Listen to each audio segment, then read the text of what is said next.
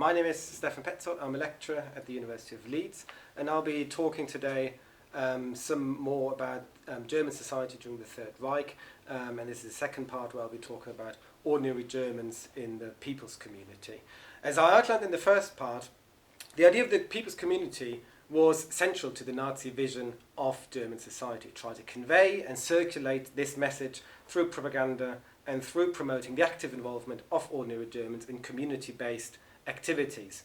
So there is no doubt that the people's community lay at the very heart of Nazi ideology, but the question still remains to what extent the Nazis actually succeeded in achieving this people's community. Was that community just a myth, as historians believed for a long time? Was it only a propaganda instrument that a majority of Germans did not buy? And in this podcast, I'll be discussing in what ways and for what reasons ordinary Germans were involved in the making of the people's community. So in the 1930s, as the Nazis had taken power in 1933, there were a number of options, at least theoretically, available to Germans. The two extreme options were first, complete opposition to and active resistance against the Nazi regime, and secondly, enthusiastic support for the Nazis. But most Germans, perhaps even the overwhelming majority, were somewhere between these two extreme poles. And this is where it gets a bit tricky in how we can understand popular reactions to the Third Reich. Were the majority of Germans just innocent bystanders who conformed to the regime but who were not actively involved in it? This understanding of Nazi society as one being largely made up of bystanders is problematic, even though it was popular among historians for some time.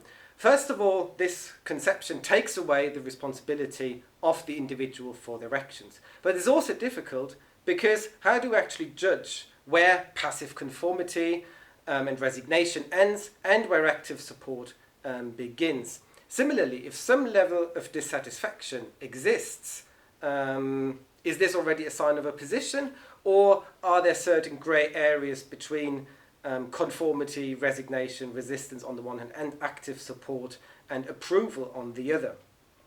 So is political apathy and a retreat into the private realm an expression of opposition, or does it indicate perhaps indirect support for the regime?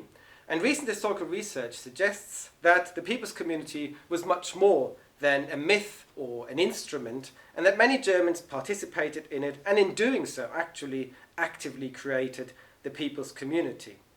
So I'll first be talking about resistance and resignation before I'll then talk about, in the main part of this podcast, about the approval and support by ordinary Germans.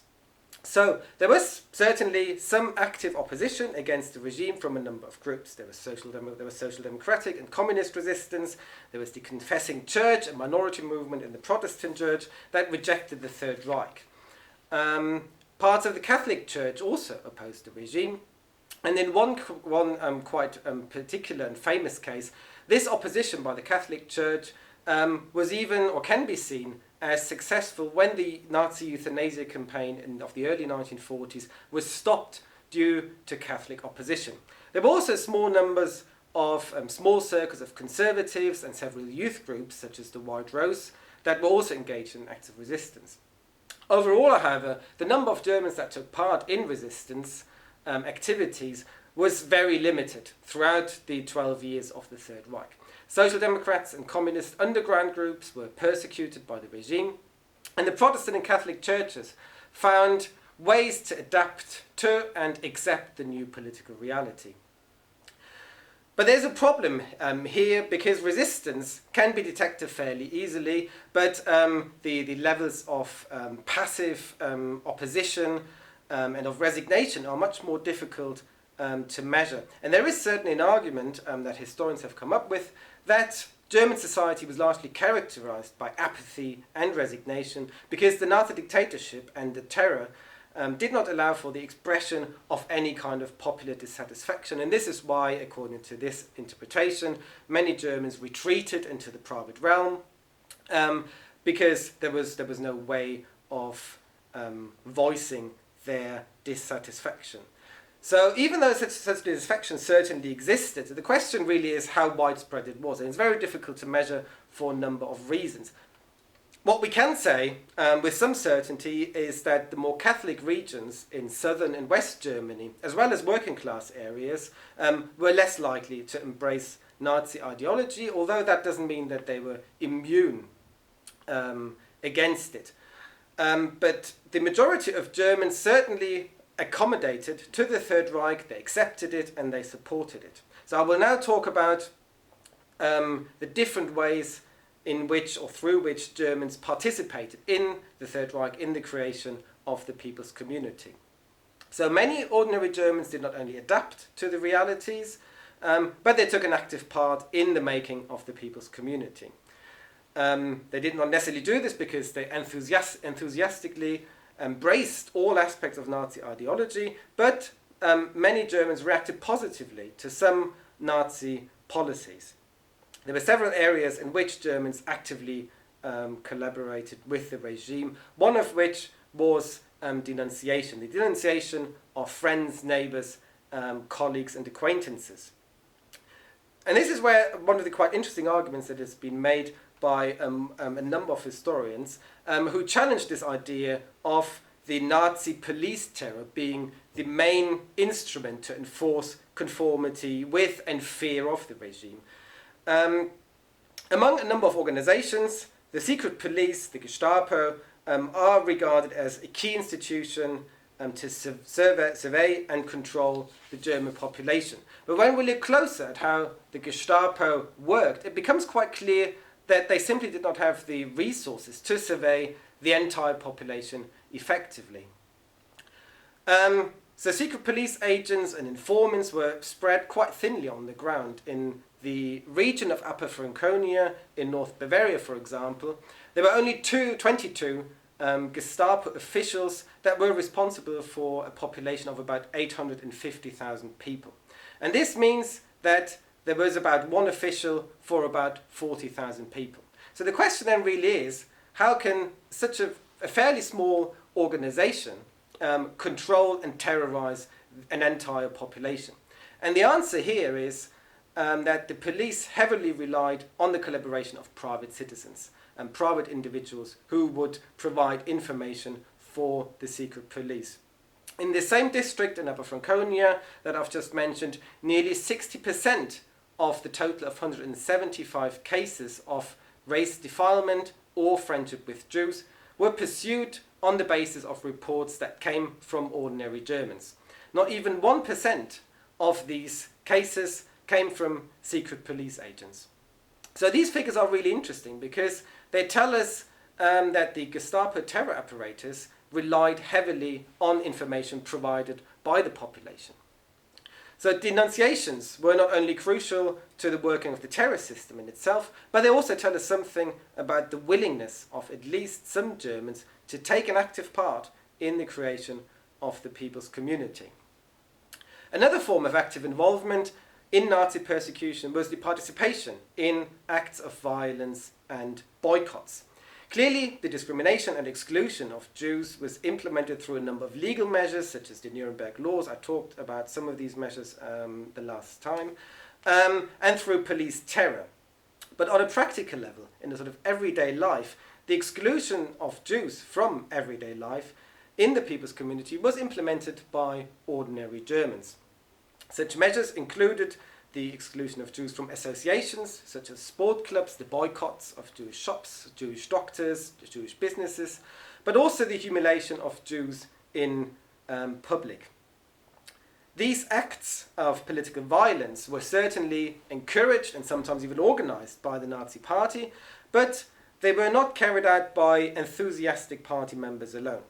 In small towns and villages in particular, where the party did not always have the resources to organize such acts of exclusion, ordinary Germans became involved in these processes. So, for example, the decision not to buy goods from a local Jewish shop anymore or to see a Jewish doctor was one which many ordinary Germans made themselves without necessarily being forced by the security or the police apparatus. There are examples, though, especially from the early years of persecution, where some Germans showed solidarity with Jews by buying more from Jewish shops or visiting a Jewish GP just to assert their moral support.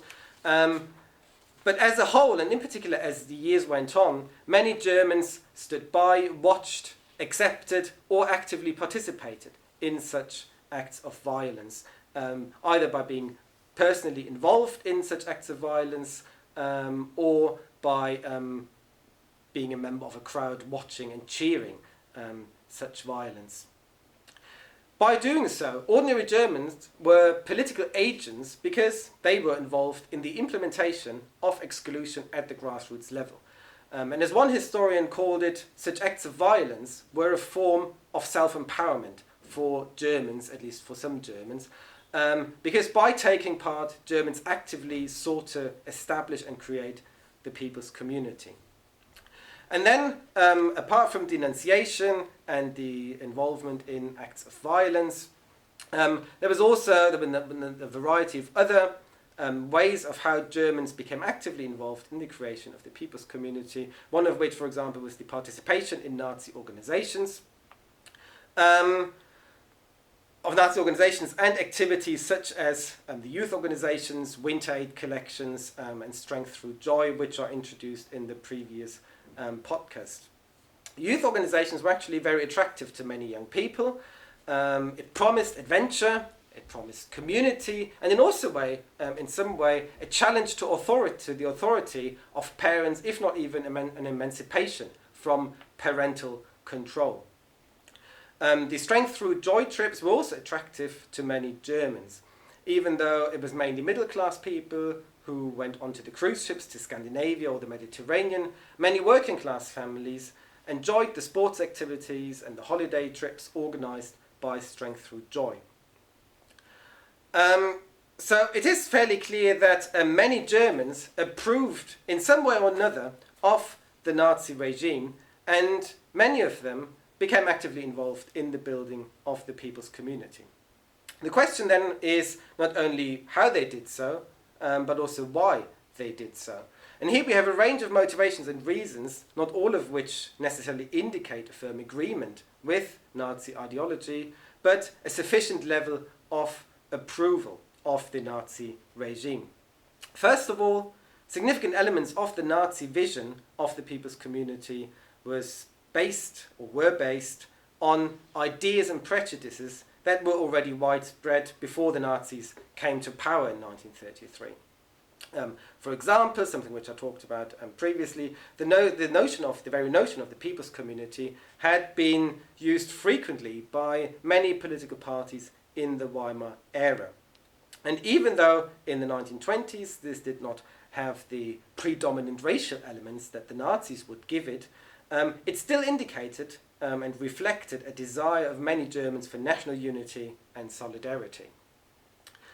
In another way, anti-socialist ideas were widespread in the 1920s and the early 1930s, and this is very much why the exclusion and persecution of communists, but also of social democrats, was generally accepted among the majority of Germans. Anti-Semitism also clearly existed before the Nazis took power. However, Nazi propaganda was not successful in brainwashing all Germans to instill hatred against Jews, but the idea that there was a Jewish problem or a Jewish question that had to be solved gained wide acceptance in the 1930s. And fourthly, there was also a belief in the importance of public order. To many Germans, the Nazis promised to establish law and order in German society after years of political upheaval and chaos in the late Weimar Republic. So some acts of political violence against Jews, in particular during the Night of Broken Glass in 1938, were criticized by some Germans, although rarely openly, because they represented to them disorder and chaos rather than law and order which the Nazis had promised. But such acts of dissatisfaction and criticism were fairly rare, but certainly the Nazis were widely seen as re-establishing public order in German society. The second motivation or reason why Germans became actively involved in the creation of the people's community was because the Nazi regime provided new opportunities to pursue personal interests. Many German businesses, for example, benefited from the exclusion of Jewish competitors. Some businesses used anti-Semitic messages to promote their own goods. There's one example where a number of companies in the cosmetics industry ran an advertising campaign against what they referred to as the Jewish brand Nivea. Other individuals or smaller companies were taking over Jewish businesses at very low prices. Bigger companies also benefited from forced labor in the concentration camps and by the prohibition of the organized labor movement and the abolishment of the trade unions in the early years of the Nazi regime. Some Germans, as I already said, used denunciation to get rid of undesired neighbors. So again, the Nazi regime provided an opportunity to pursue own interests. But also, very importantly, the exclusion of Jewish civil servants and professionals more generally from as early as 1933 created new career opportunities for many Germans. This was visible in the state and party bureaucracy, but it was also visible in the universities, in schools, in hospitals, etc., in the public sector more widely. So, in this sense, the Nazi regime promised social mobility and improved living conditions. These new opportunities were important because it reinforced the idea of the people's community as one without class differences. And closely related to these new opportunities is the third reason why Germans approved or came to approve of the Nazi dictatorship, because the Nazis appeared to deliver what they had promised in their election campaigns in the early 30s. In foreign policy in particular, the Nazis were widely regarded as successful because they had gradually undone parts of the highly unpopular Treaty of Versailles. And therefore, in the eyes of many Germans, the Nazis appeared to re-establish the honour of the German nation in the international arena. More importantly, perhaps, was that economic conditions had improved greatly by the mid-1930s, which was largely due to massive state intervention in the economy, for example, through the rearmament program. By 1936, Germany had reached full employment, one of the first countries in Europe to do this after the Great Depression. Much of this success, economic but also foreign policy success, was identified with the Führer Adolf Hitler, who remained popular until the later stages of the Second World War. And this growing support for Nazi economic policies, certainly by the mid-1930s, affected attitudes towards the Nazi regime more generally. Many Germans who were initially perhaps skeptical of the regime, or even some who opposed the regime, had to acknowledge the economic or the apparent economic success. So, and a fourth reason why Germans approved of the Nazi dictatorship was because many Germans were mobilized, or rather they mobilized themselves for the Nazi cause. They participated in Nazi organizations, they took part in public rallies, they denounced deviance, they contributed to acts of violence, and by engaging in a variety of different actions or activities, Germans became involved, became mobilized, and this process of mobilization was crucial to engender support. So, to conclude, so how did Germans relate to the Nazi regime? It's, of course, impossible to give a simple answer to this question because support for the Nazis varied according to class, religion, and age. As I've said earlier, members of the working class and Catholics were less likely to become Nazis, but only a minority of these groups was actually immune throughout the Third Reich. And it was only a very small minority of Germans that actively opposed the Nazis. But crucially, not only did support vary according to class, religion, age, and region, but also support for the regime changed over time. In the course of the 1930s, more Germans, an increasing number of Germans, was drawn into the people's community when initially they may have been skeptical or at least not fully enthusiastic. And this was very much the result of improved economic and living conditions and of the new opportunities that the Third Reich appeared to offer. So, although many Germans did not necessarily embrace every single aspect of Nazi ideology, they became increasingly involved in the creation of the people's community.